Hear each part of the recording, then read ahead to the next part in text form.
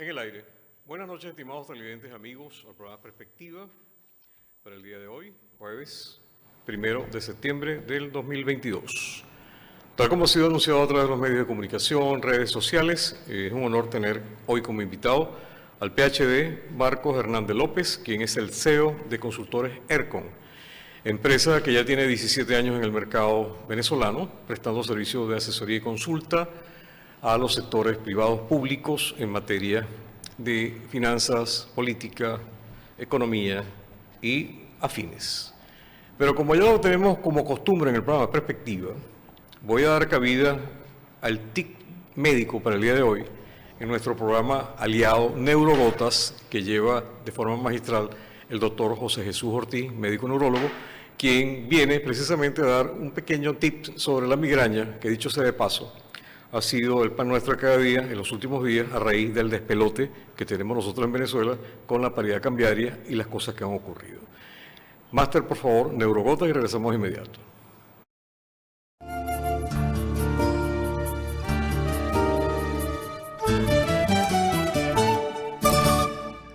La migraña. La migraña es la cefalea más frecuente en nuestro medio y en el mundo entero. Ataca predominantemente las mujeres y en la década de los 10 a los 20 años. Puede presentarse en forma aislada o en grupos familiares.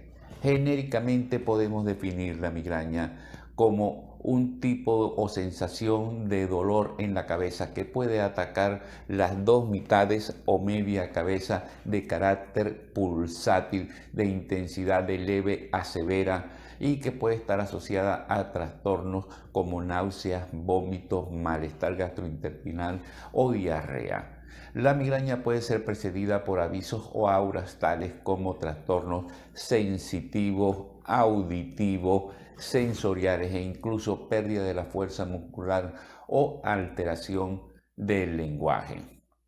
La migraña debe ser atendida por los especialistas porque en algunas ocasiones hay patologías peligrosas que pueden simular una crisis migrañosa y no serla. Hay varios signos de alarma ante la migraña: el cambio de patrón o de característica, que se aparezca en forma explosiva, o cuando la cefalea dura más de lo habitual o su intensidad es más allá de lo que normalmente la afectan.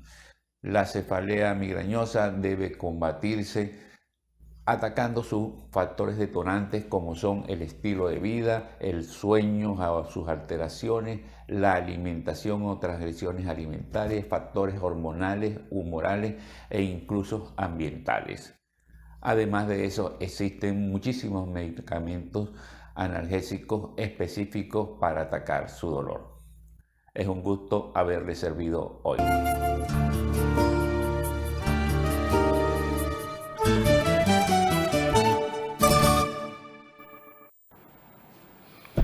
Gracias al doctor José Jesús Ortiz por su PICS médico, que tanta falta hace. Y una de las funciones que tenemos en el programa Perspectiva es brindarles a ustedes un poquito de asesoría en diferentes áreas. Y el tema médico, de verdad que es parte crucial de la gran calamidad que vive el pueblo venezolano. El sistema médico público no está funcionando. El sistema privado es incosteable. Las empresas de seguro no dan el servicio respectivo y son prácticamente inalcanzables por el 95% de la sociedad. Así que tenemos que cuidar la salud, divinos tesoros. Bueno, sin más preámbulos, damos entonces la bienvenida de manera formal a nuestro invitado de hoy, el PhD, sociólogo, Marcos Hernández López, quien garantiza un programa muy interesante para toda la teleaudiencia e inclusive no solamente nacional, sino internacional. Ya nos reportaron desde Atlanta mi gran amigo José Jesús Rebella, quien está en sintonía del programa de televisión, y nuestro compañero César Cabello, que ya está pendiente del programa de televisión. Bueno. Buenas noches, Marcos, bienvenidos al programa Perspectiva. Bueno, buenas noches, Osvaldo.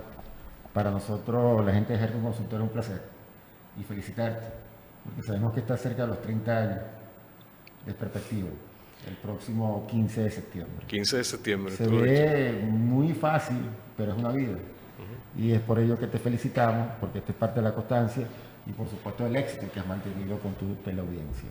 También te queremos felicitar por el éxito que viene teniendo tu prestigioso programa, y no solamente como es visto por los cumaneses, los sucrenses, los venezolanos, sino que también tiene una perspectiva y una audiencia internacional. Para ti todo el éxito, Osvaldo, y gracias por la invitación. Gracias a ti, Marco, por compartir este programa de televisión. Y justamente hablar de 30 años en la televisión no es fácil, ¿no? La mitad de mi vida. Sí, claro. Así he estado justamente acá. Pero también es importante tocar el tema relativo a la adecuación del tiempo y el espacio, las nuevas tecnologías, y romper un poco ese culto de la mediocridad que abordó la sociedad venezolana y a los medios de comunicación de forma muy especial. El programa Perspectiva hoy en día es un programa que está a la altura de cualquier programa a nivel internacional, donde tocamos tópicos de interés social, no solamente locales, nacionales, sino también internacionales. Y he sido parte de lo que estoy tratando de hacer en el programa Perspectiva, es que la gente, nuestros venezolanos, nuestros expatriados que están justamente pendientes del programa de televisión, sientan su punto de arraigo y se entienda una vez por todas que Venezuela sí tiene futuro, Venezuela tiene muchísimas probabilidades y con el esfuerzo de todos podemos hacer muchos cambios. Y entrando ya en materia correspondiente a ERCOM, empresa consultora que tiene 17 años ya en el mercado. Es importante acotar de que de unos días para acá he estado observando con muchísimo interés el tema electoral, ¿no? Que me parece un poco precipitado, porque no sé si son cortinas de humo, si son estrategias que se realizan a nivel de la gente que maneja el poder para distraer la opinión pública en las cosas tan cruciales como es la alimentación, la estabilidad, la calidad de vida, los sistemas médicos asistenciales, y de repente nos conseguimos con las elecciones, hablando de elecciones, hablando de una cantidad de cosas que para mí son en estos momentos no son el punto de referencia prioritario, ya que necesitamos arreglar otras cosas. Pero también quiero hablar y quisiera que tú me dieras una orientación, si es que las elecciones en Venezuela definitivamente es una industria que produce muchos dividendos, y los partidos políticos y las personas que hacen de la política su medio de vida habitual necesitan elecciones a cada momento. Sí, yo creo que tu pregunta tiene una reflexión interesante, Osvaldo, cuando habla de pareciera prematuro.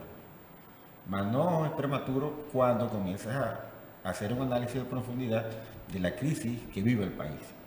Es posible que sea una distracción, pero el gobierno también siempre tiende a avisar.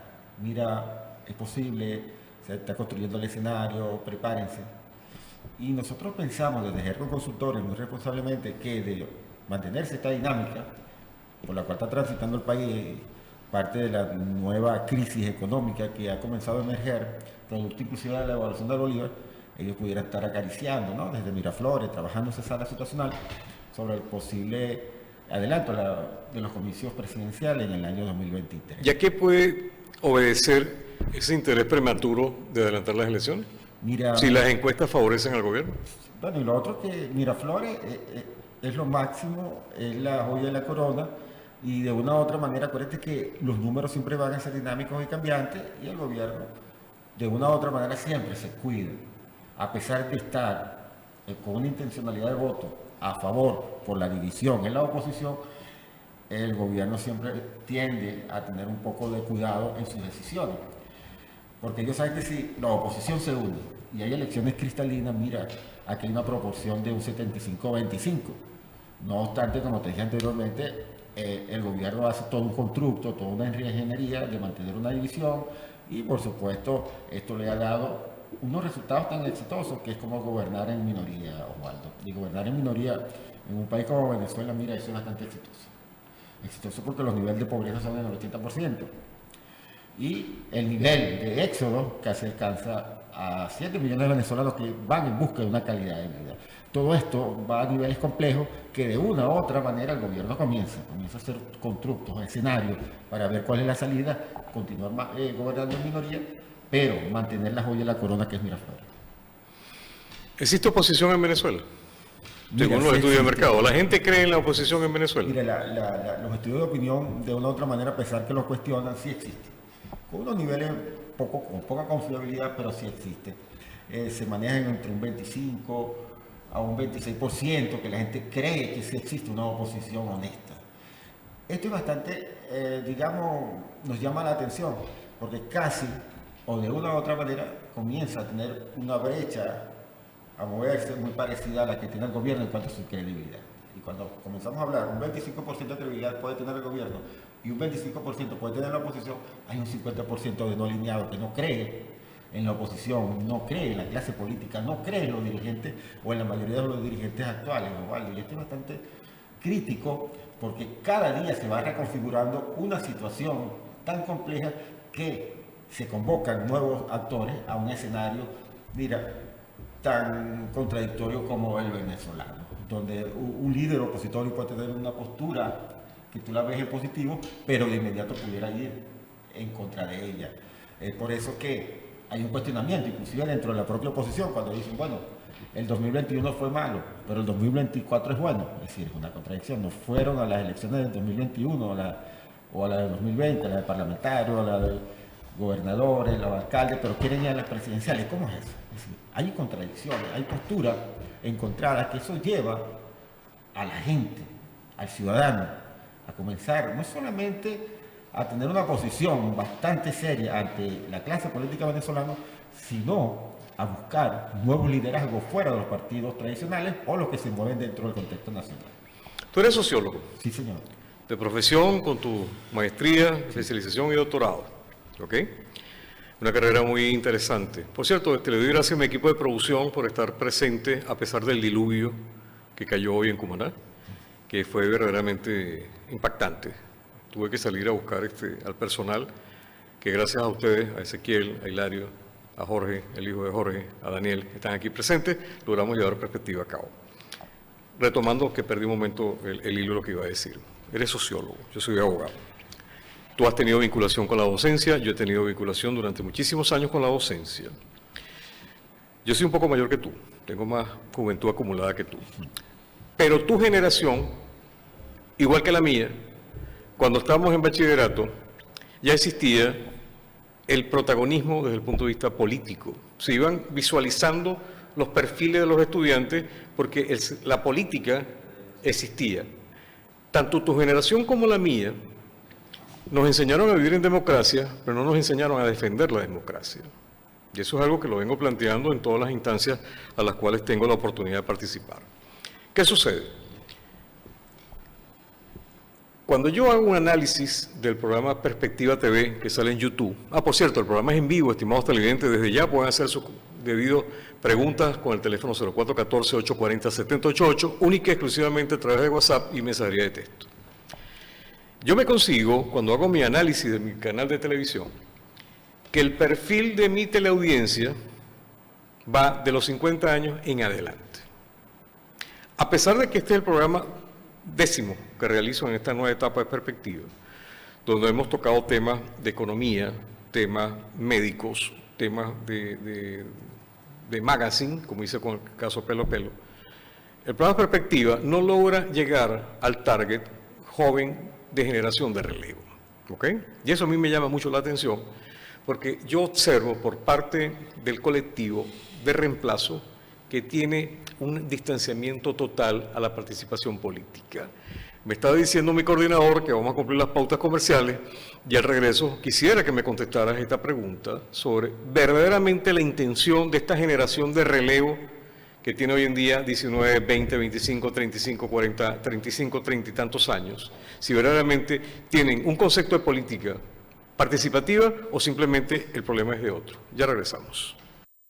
Regresamos al programa Perspectiva, nuestro invitado de hoy, del PhD, Marco Hernández López, CEO de la empresa Ercos Consultores. Vía comercial, Marcos, dejé una pregunta en el aire.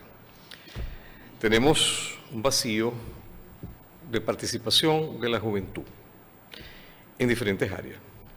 Tenemos, por otra parte, un descenso verdaderamente alarmante del nivel académico de nuestra generación de relevo.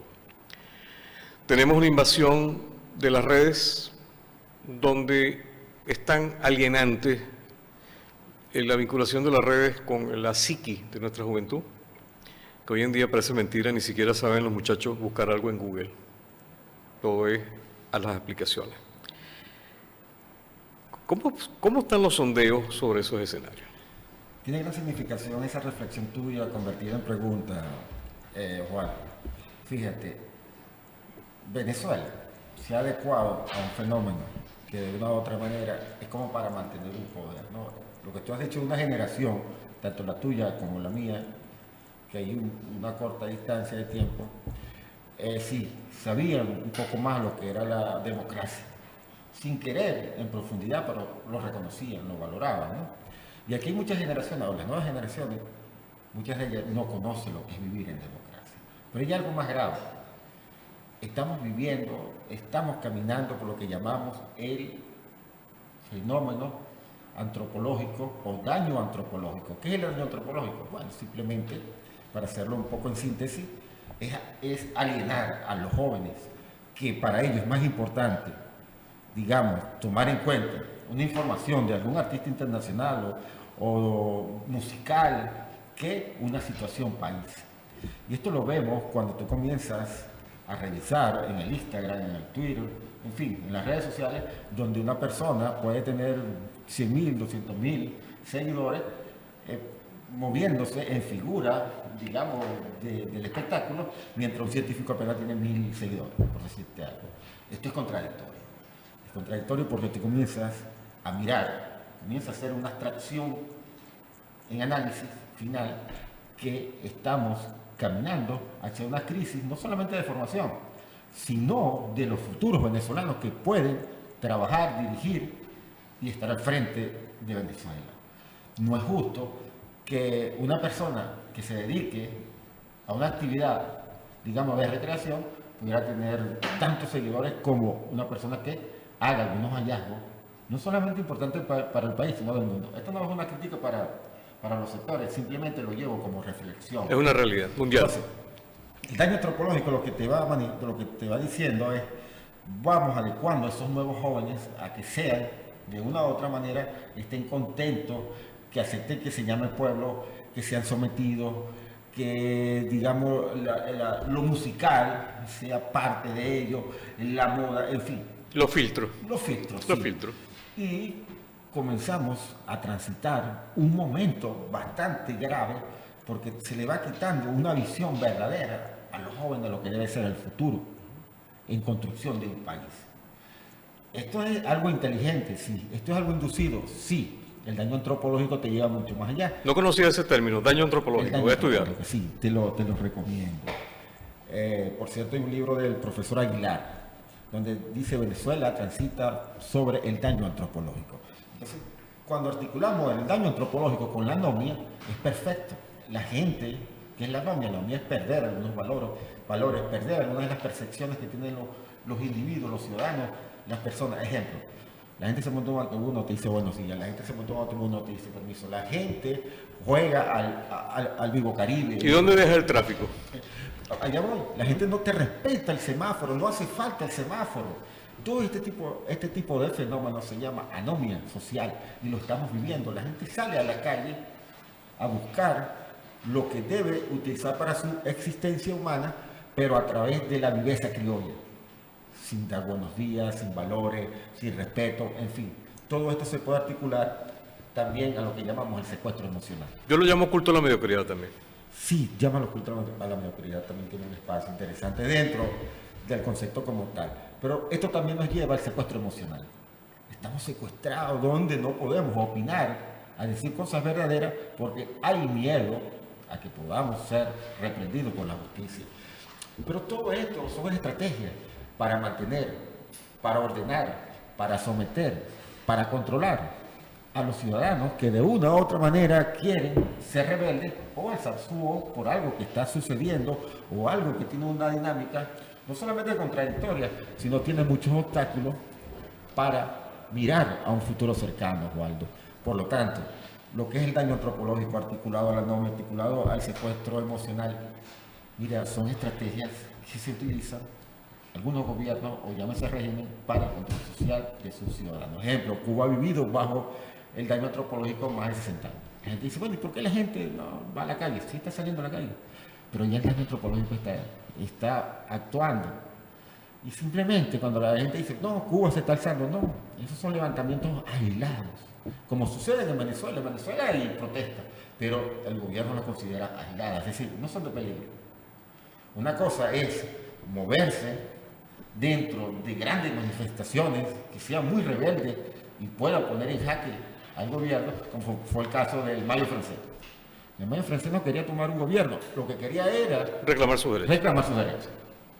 Esa es la respuesta. Eso es lo que debe tener cada ciudadano, reclamar sus derechos y por supuesto reconocer que tiene sus derechos. Lo mismo ocurrió con la primavera árabe, pero indudablemente que siempre tiene que ver un director de orquesta.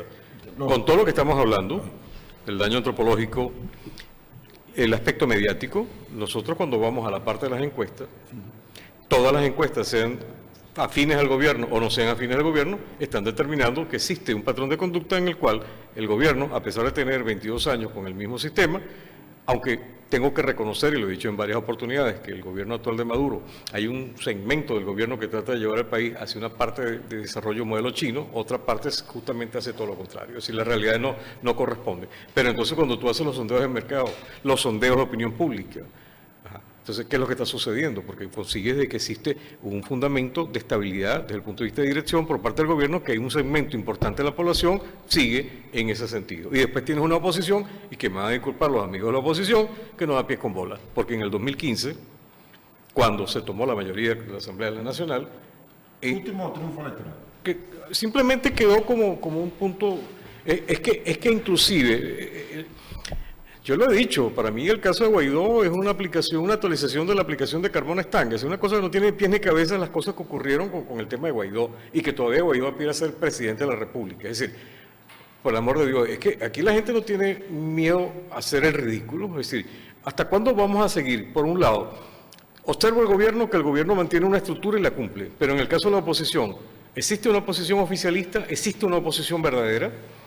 Existe por parte de carcamanes, de personas que tienen ya que retirarse, por el amor de Dios, de los aconteceres políticos venezolanos, seguir dirigiendo la parte de la oposición, porque vamos a estar claros, y lo hablamos antes de entrar al programa, ¿qué es lo que se persigue? Que haya calidad de vida en Venezuela, por el amor de Dios.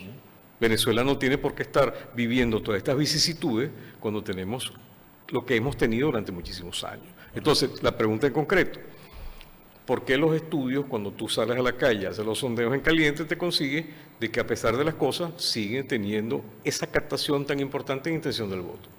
Mira, el gobierno, como te dije anteriormente, Osvaldo, gana en minoría.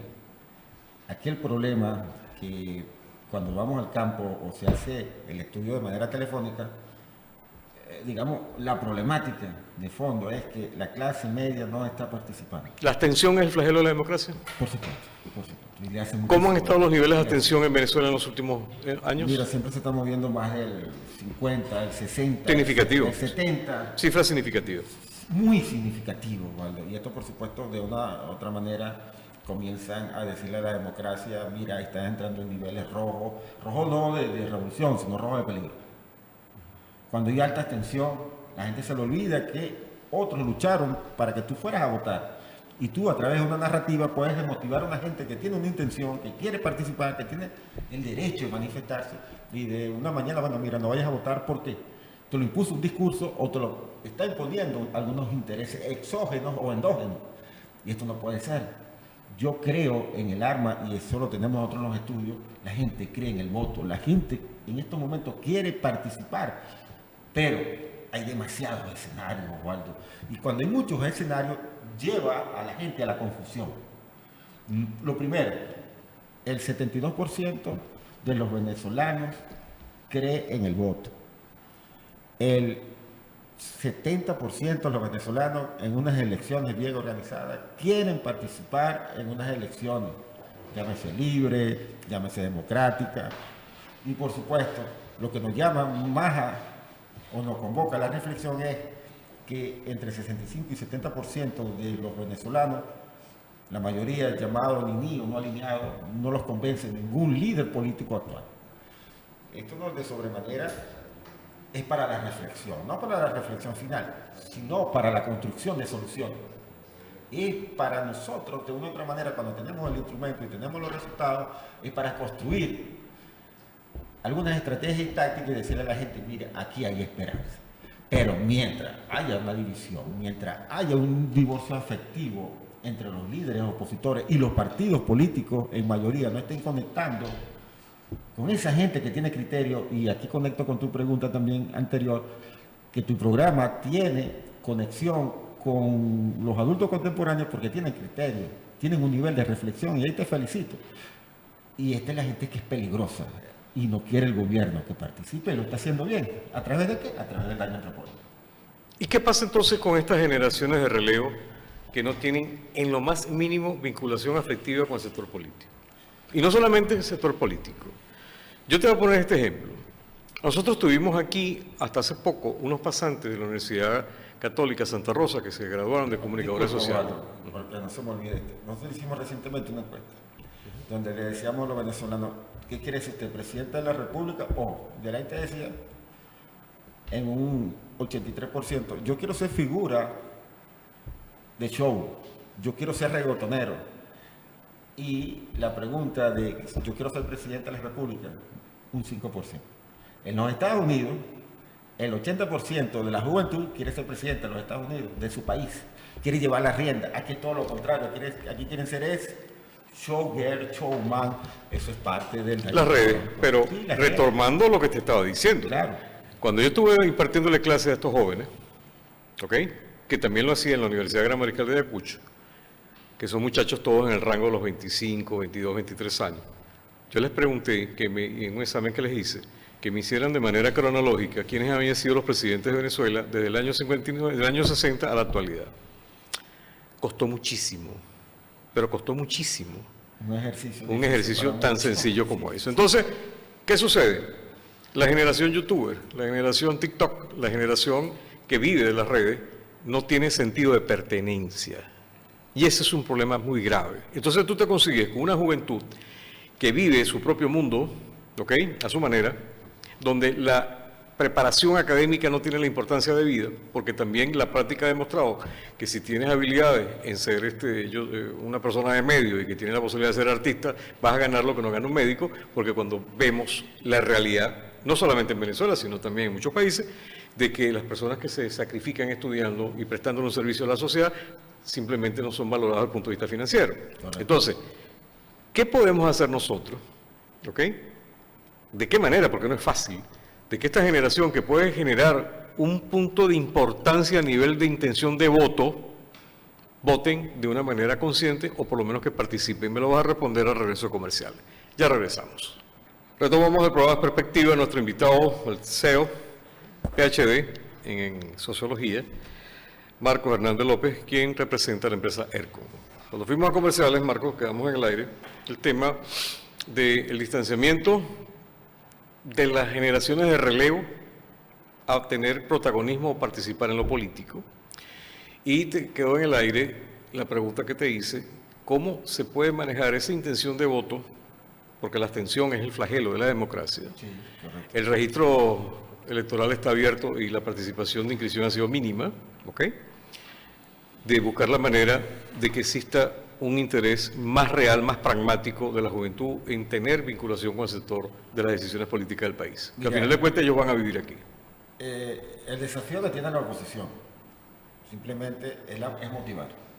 Motivar a esos nuevos actores, llámese jóvenes, que van a votar por primera vez, que es un segmento bastante significativo para lograr el objetivo que no es más que el cambio, llámese en el 2023 o 2024, porque también se habla que pueden adelantar las elecciones.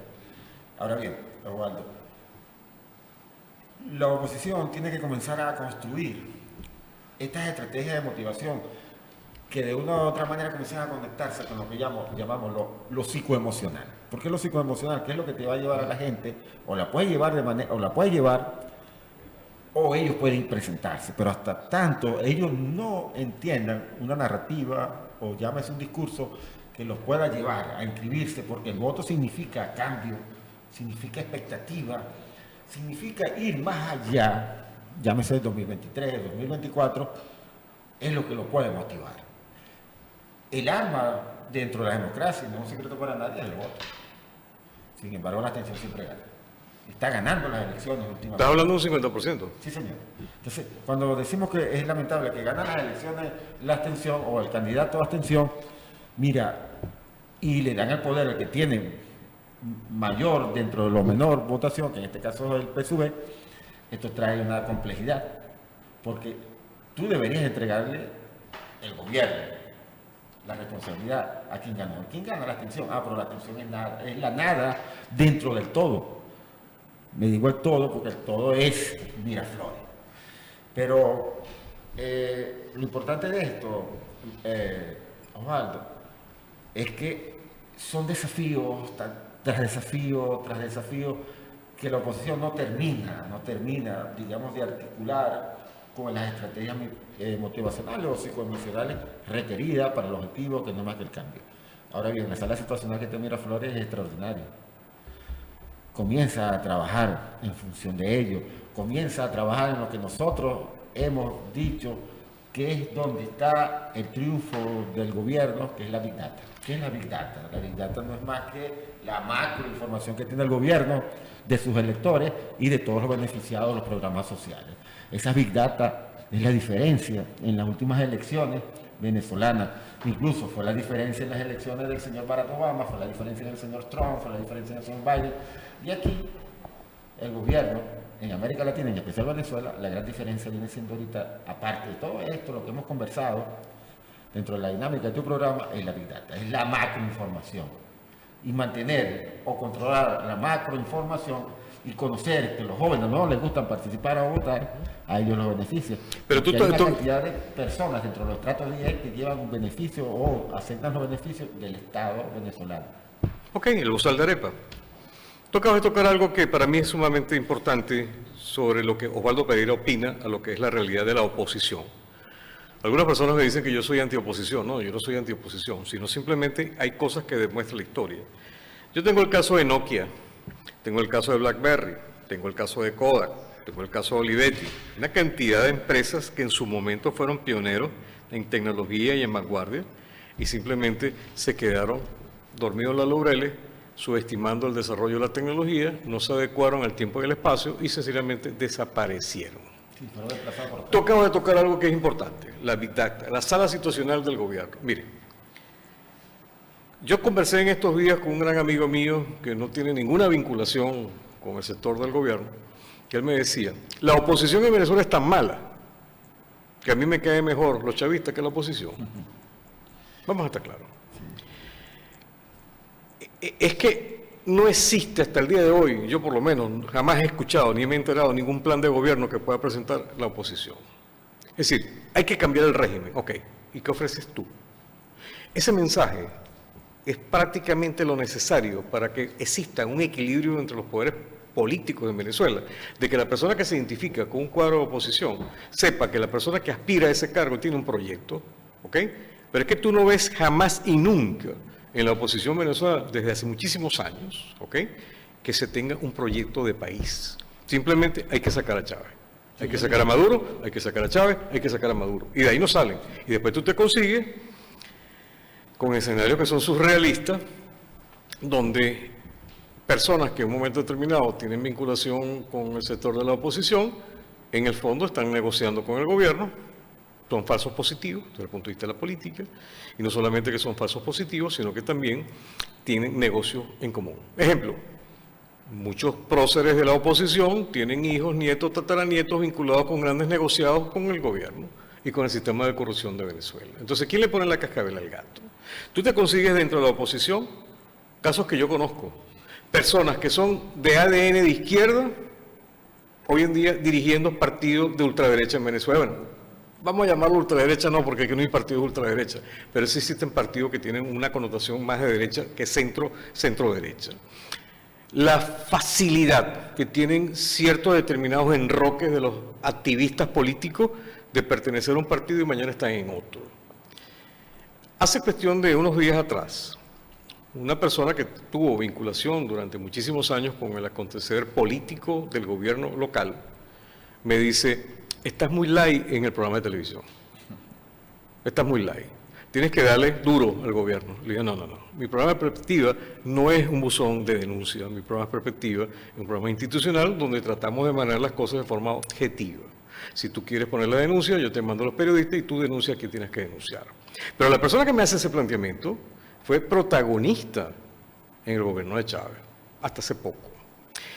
Te consigues con el tema de la oposición. Yo tengo dos alumnos que los quiero muchísimo, Robert Alcalá y Carlito Rodríguez. ¿Ok? Fueron mis alumnos de la universidad. Yo no sé a quién invitar al programa de televisión, porque uno representa la de antes y la de después. Lo mismo ocurre con Copey. Es decir, es que lo que está pasando verdaderamente es inaceptable, inaudito, de que tengamos nosotros un escenario tan fracturado entre el tema de la oposición. Y no solamente con eso, sino que el cuestionamiento, que es el más tangible, y quiero que me digas ahora ya, tocando un poco más el tema de las encuestas, es que la gestión de los recursos financieros que aparentemente se manejaron durante esta prosopopeya política de Guaidó son altamente cuestionables. Y eso es parte de lo que está dañando la credibilidad con la oposición o la oposición oficialista, porque es que hay dos oposiciones. No, y hasta tres, ¿no? Tres también, no sabía, me entero. Sí. Llegas a Caracas, bueno, está la oposición de María Corina, está la oposición de la Alianza Democrática, está la oposición de la Plataforma Unitaria. Y hay otra oposición incluso, una menos vistosa. Y esta comienza a emerger eso, producto de esa falta de credibilidad, cuando comienza el electorado, el ciudadano, a entrar en contradicciones por la información que va recibiendo. Y esto no ayuda en nada, simplemente a mantener el poder. Porque el ciudadano que tiene criterio no va a asumir una postura, digamos, sincera o de ganas o esperanzadora cuando sus líderes políticos entran en situaciones bastante, digamos, vamos a llamarla compleja para no entrar en detalles y llamar a la violencia verbal de una u otra manera, porque aquí venimos a tratar la temática de manera objetiva. Y es la idea. Lo cierto es que hay una oposición dispersada, hay una oposición que el 72% de los venezolanos dice que necesita estar unida, mientras hay una expectativa de cambio de un 85% de los venezolanos que pide casi a gritos que se unan para salir del gobierno del señor Maduro. Pero el gobierno tampoco está agarrado ni al lazo ni tiene la razón. Tiene el poder y lo ejerce. Por supuesto. Y lo hace muy bien. Tiene una excelente sala situacional, lo hemos venido diciendo. Por lo tanto, comienza, ¿no?, a mantener todas estas disputas a lo interno con una dinámica que no termina de reconfigurarse para la oposición, lamentablemente. Ellos siguen obteniendo los resultados que se esperan. Esta es la política. ¿Pero por qué? Pero lo que te dije anteriormente, Marco, de que la oposición no presenta ningún plan de gobierno. Es que no... Es decir, mira, ¿cómo te puede convencer? Real, Vamos al caso mío. ¿Cómo me puede convencer a mí un candidato de la oposición a que yo vote por él? Es real. Cuando no tiene ningún tipo de manifiesto que me haga a mí tener credibilidad hacia esa persona. Mira, y a mí y a la cantidad de personas que nos está viendo en estos momentos. Es real. Mira, podemos ir al contexto mínimo o al máximo. Es decir, al municipal tú le preguntas a los futuros precandidatos a la alcaldía, ¿cuál es la propuesta? No tengo. A los futuros precandidatos a la guardia, ¿cuál es la propuesta? No tengo. Y la mayoría de los precandidatos presidenciales, ¿cuál es la propuesta? No tengo. Entonces tú puedes decir, mira, esto no es serio. Pero es que muchas veces las elecciones, me vas a disculpar, Marco, las elecciones son evidentes que es un gran negociado. Pero hay otra cosa. Es un gran negociado, y la gente participa en las elecciones, que es miles de candidatos, porque de una manera u otra reciben financiamiento, trabajan para las elecciones, pasan 3 años sin hacer absolutamente nada. Osvaldo, es un negocio las elecciones en Venezuela. Por supuesto, pero hay otra cosa, Osvaldo, o hay una variable interviniente que la gente dice, pero es que las propuestas no ganan elección. El populismo sí gana elección, más no la propuesta. Pero es que existe una saturación del populismo. Eso se entiende. Existe una saturación, porque la calidad de vida no es la que se... Es decir, no puede haber un antes y un después, porque justamente lo que ha habido es justamente un elemento de distorsión de la historia, de eliminar sentidos de pertenencia y de vinculaciones, referencias históricas a lo que fuimos nosotros en un momento determinado. Correcto. ¿Ok? Entonces, ¿qué pasa? Que tiene un segmento de la población que está simplemente creyendo de que Venezuela existe desde el año 2000 en adelante, desvinculado totalmente con el pasado. Ahí entramos las generaciones de relevo. Ese es el constructo del hombre nuevo, de la historia nueva, Okay. de quitarle la memoria del Exacto. pasado. Hacerle un reseteo. Sí, señor. Hacer un reseteo. Pero por otra parte tiene personas que pueden en un momento determinado ocupar cargos o aspirar y son automáticamente discriminados por la misma gente de la oposición. Totalmente. Totalmente. Hay opositores puros y hay opositores impuros. ¿Ok? Entonces cuando tú comienzas a hacer esa discriminación, ya comienzas mal. Desde el punto de vista de la finanza, ¿qué arrojan las encuestas, las últimas encuestas en Venezuela? El 94% de los venezolanos dicen que esta es una economía negativa. Otra pregunta, ya vamos al aire, Ezequiel. Inversiones. ¿Cómo están las inversiones en Venezuela con la inseguridad jurídica que existe? El 25% de los inversores, de la gente que invierte su dinero en cualquier tipo de moneda o divisa, dice que hay una expectativa un poco mejores que la del año 21, 2022. 25%. Y la pregunta que queda en el aire, el tema de las sanciones. Las sanciones, mira, ya los venezolanos prácticamente el 88% de los venezolanos no creen en las sanciones porque le hacen daño directamente lo que nosotros estamos evitando al pueblo, es decir, a los ciudadanos. Las sanciones van directamente a perturbar incluso no solamente el dinamismo económico, sino directamente la parte existencial humana de los Totalmente, mira, y vamos ya a comercial. Lo comenté con el economista. 22 años dando clases en la Universidad de Derecho Internacional Público y Privado. Cada vez que yo tocaba el tema, sobre el tema de la solución de conflictos internacionales, que vemos la parte ya de retorsión, boicot, embargo, siempre lo dije. Quien paga las consecuencias es la ciudadanía. Sí, así. Y eso sirve también como anclaje para justificar lo injustificable desde el punto de vista de la mediocridad que gobierna. Criterio compartido con los estudios. Exacto. Vamos a conversar, regresamos ya para el último segmento de perspectiva. Regresamos. Su último segmento del programa de televisión. Los teléfonos están a la disposición, igual que el WhatsApp. Dejamos en el aire el planteamiento de que deseaba saber, desde el punto de vista estadístico, desde el punto de vista de encuesta, cómo percibe la sociedad venezolana el tema de las sanciones. Sí, te dije del 84 al 88, ¿te acuerdas el error? O te estoy hablando de dos trabajos, el 88 telefónico, el 84 de campo.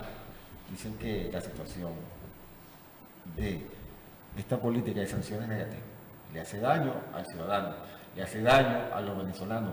Y este tipo de sanciones se ha demostrado en la historia, según la opinión de ellos, no tumba el gobierno. Porque desde el primer momento que se asume esta política, no ha tenido ningún efecto, sino más bien en los ciudadanos. Cosa que tuvo una expectativa bastante razonable al comienzo, Waldo. La gente pensaba que las sanciones en un 62% iban a ser efectivas y podían tumbar el gobierno de Maduro. ¿Cómo se cambió esa matriz de opinión?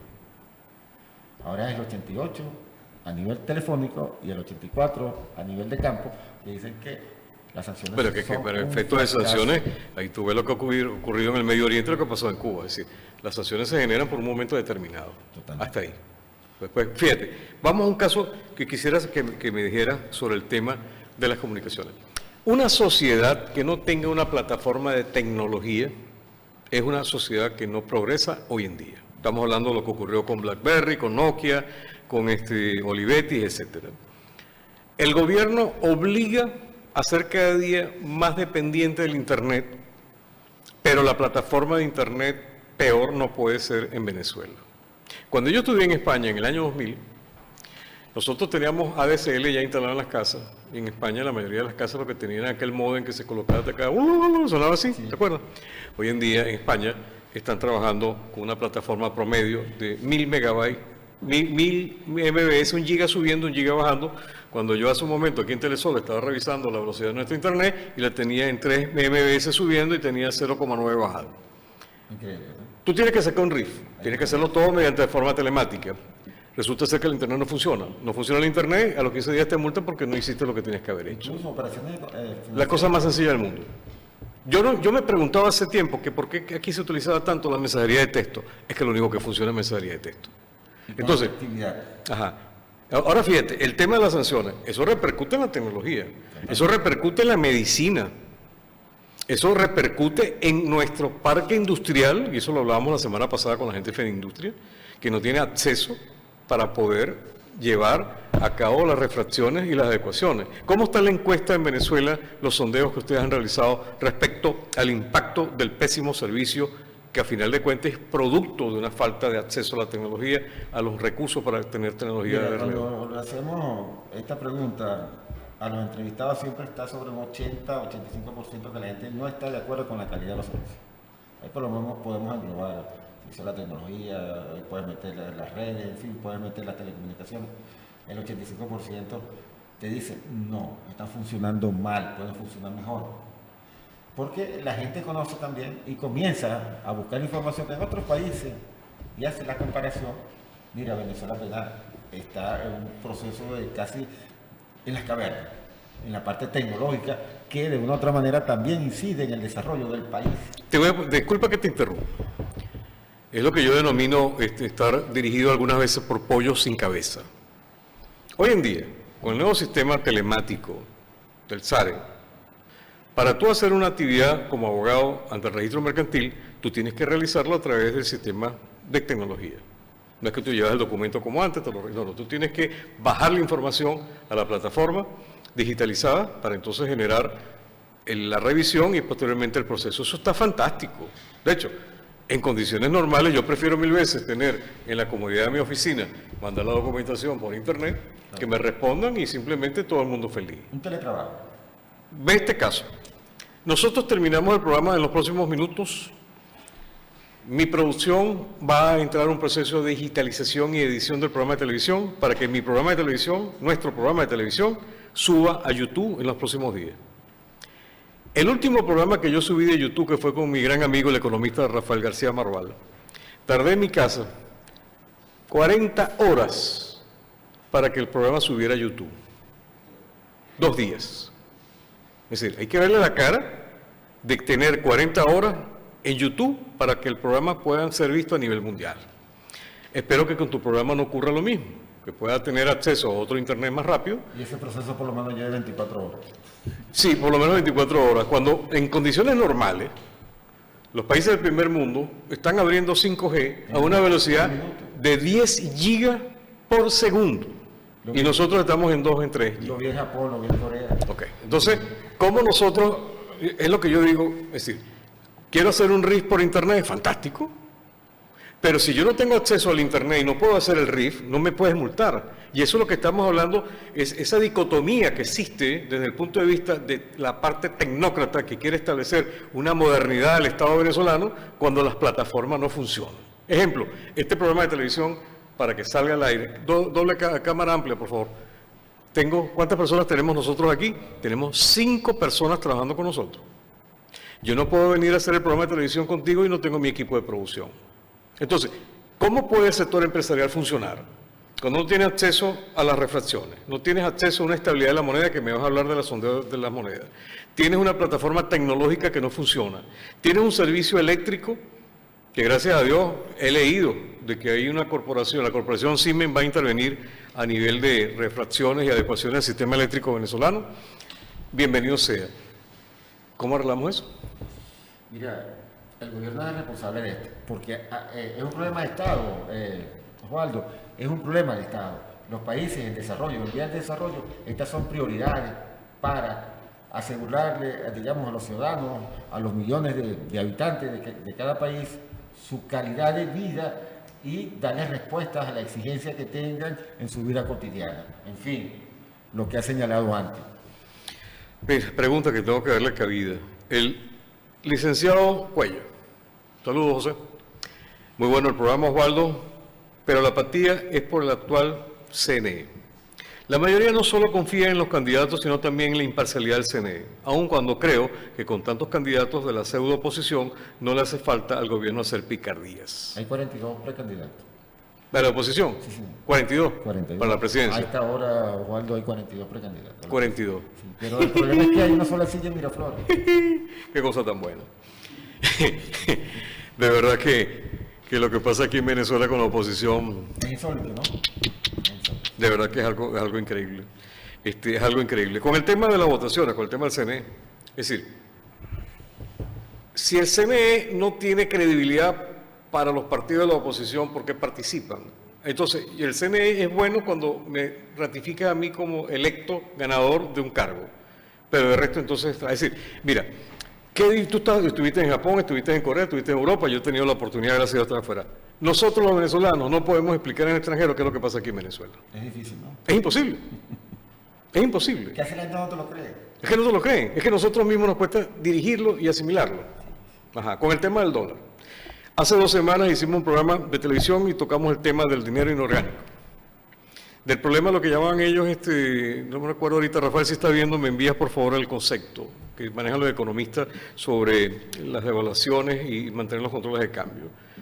Se dijo que probablemente con la inyección del dinero que iba en un momento determinado a entrar por parte de los pagos de las creencias laborales del sector educacional, teníamos entonces un impacto con esto. Aquí ha ocurrido un viernes negro.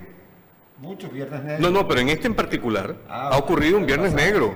Porque nosotros teníamos una estabilidad en los últimos 3 meses que iba entre 4.15, 4.20, 4.30, tal, y en estos momentos está en 8. Prácticamente 8. Ajá. Encuestas. ¿Qué dicen las encuestas? No, mira, el 71% dice que es responsable de todo el gobierno. Y hay otro que el 55%. La gente no entiende lo que es la política del gobierno. Es decir, cuando te digo Pero el gobierno que metió 200 millones de dólares a la banca. Después inyectar 200, después dice que inyectó 240 y tanto. Los ciudadanos comunes, los estratos de ahí no te entienden este tipo digamos, de temas. Simplemente tienes que llevarlo a los estratos, a donde hay un criterio, y hay un 55%. Lo que tenemos juventud acumulada. Sí, señor. Que esta problemática, esta situación es responsable del gobierno. Es decir, cuando hacemos lo general, el 61% le echa la culpa al gobierno. Pero donde tenemos el grueso de la responsabilidad en cuanto a la temática de lo que manifestaron, un 55%, el estrato social A, B y C. Ajá, pero entonces yo también digo otra cosa. Y la viveza criolla y la sinvergüenzura, ¿dónde queda? Porque vamos a estar claros. Si existe, es que eso lo empezamos inclusive a observar cuando pasó de 4.15, 4.30, 4.60, etcétera. Si existía una variación de la fluctuación de la moneda de un 8%, un 15%, un 10%, estos sinvergüenzas cambiaban los precios de dólares. Sí, es decir, si tú tenías un precio que me pasó a mí, es decir, que compré un sitio que costaba una empanada un dólar y después me cobraban 2.50. No, porque todo está caro. Entonces, el gobierno, ajá. ¿Y qué pasa con el sentido de pertenencia? ¿Qué pasa con la credibilidad del comerciante y no del especulador? Porque aquí en Venezuela es mucho más fácil hacer la intermediación que fabricar y que ser honesto. Y después tiene el tema... Eso se han hecho mil millonarios los intermediarios. Los intermediarios. ¿Y qué me hablas entonces a raíz de todo lo que estamos conversando desde el punto de vista de las encuestas, la migración que existe de la economía formal a la informal? Bueno, ahora se llama emprendedores, ¿no? Sí, igual que reunirse se llama compartir. Sí, entonces le van cambiando conceptos. Sí. La gente tiene esperanza. Tiene esperanza en lo que es lo emprendedor, pero es el 41%. Sale más barato registrar una empresa en Nueva York que hacerlo aquí en Cumaná. Sí, señor. Los trámites burocráticos son más cortos y menos exigentes. Pero sobre el tema de las expectativas en Venezuela a nivel porcentual, sus estudios de sondeo, la gente, ¿cómo está la valoración? Mira, está sucediendo algo interesante, la gente no pierde la esperanza, el 85% eso es importante. Dice que quiere cambio. Es que el venezolano es único. El problema es la clase política actual, que no se pone de acuerdo, está dividida. Es decir, si la mayoría o el 85% dice, por favor, queremos cambio, tú tienes que hacer una comprensión, una hermenéutica de esa temática para ver, mira, cuál es el camino. Nos unimos, ahora, renunciamos y ponemos a otros. Dentro del punto de vista, oye, vamos a primar a los 42. Y le pido, no, un poquito más, por favor. Tenemos chance aquí, tener un poquito. Este programa es muy interesante, eso no se hace todos los días. Gracias, me acaban de dar unos minutos adicionales. Gracias. Marco, con el tema del cambio. Los sondeos y los estudios que ustedes realizan, ¿el venezolano apoya un cambio violento o democrático? No, democrático.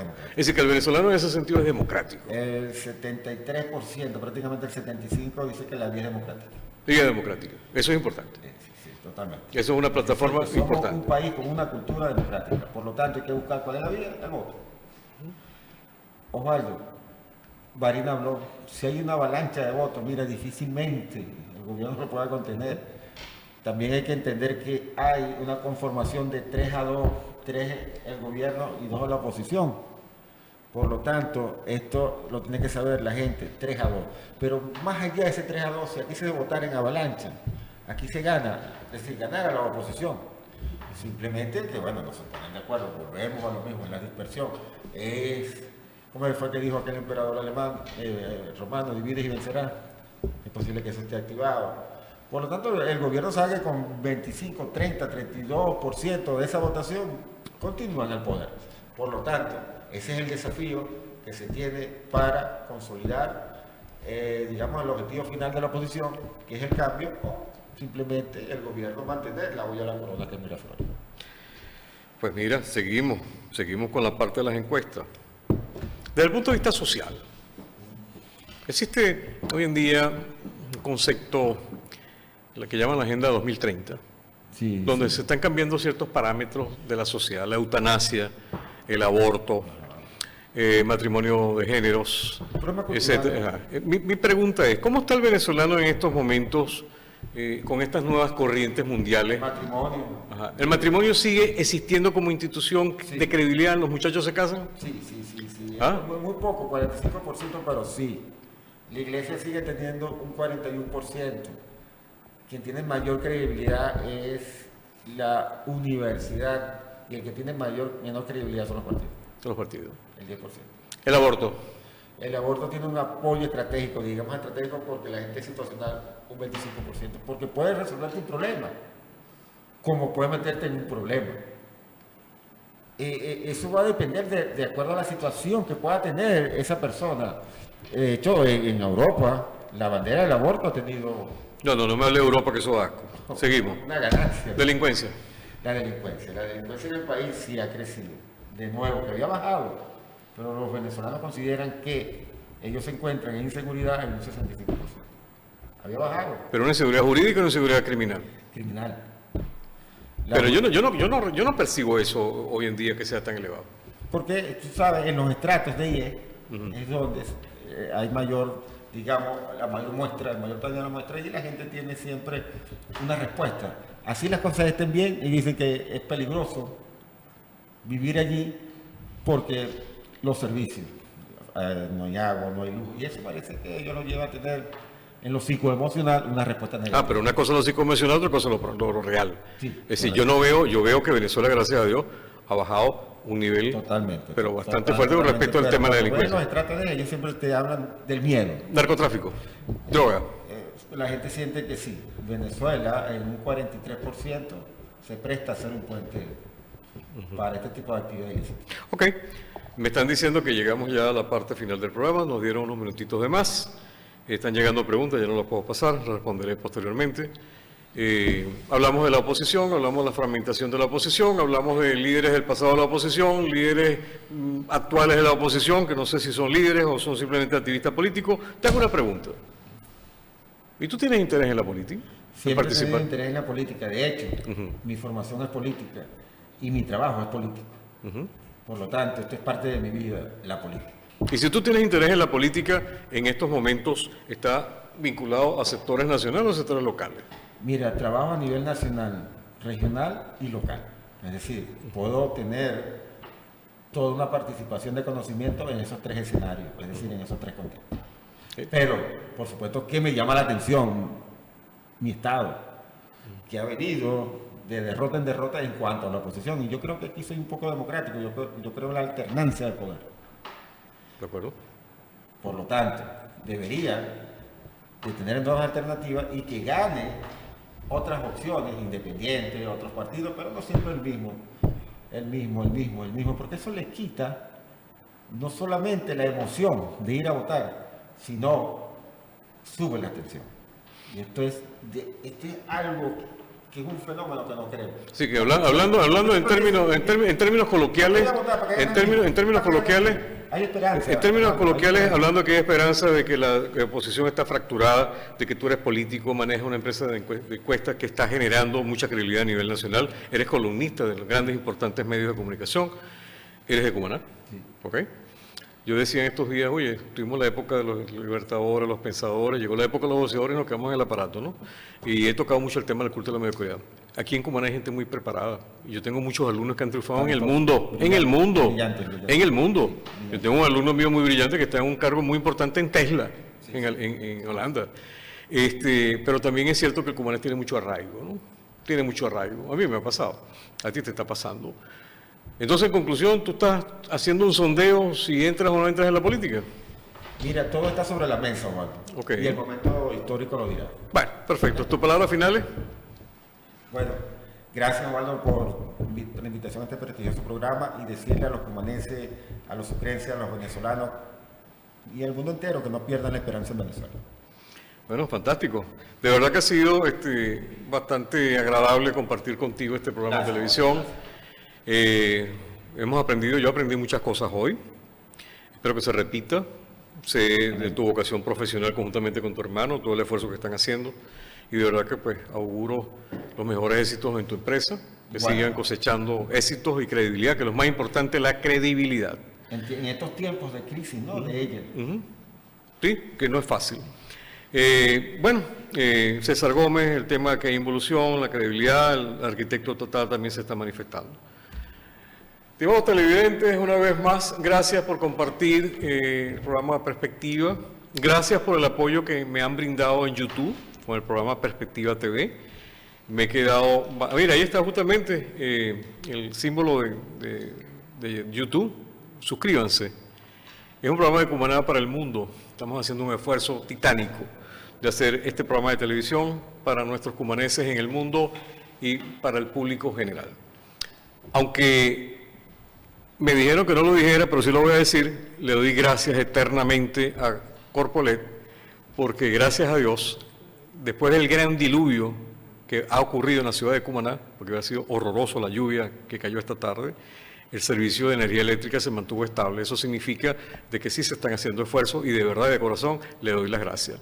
Dios me lo bendiga y como siempre digo, hagamos con el esfuerzo de todos de Sucre el Estado ejemplo de Venezuela. Gracias. Cámara abierta.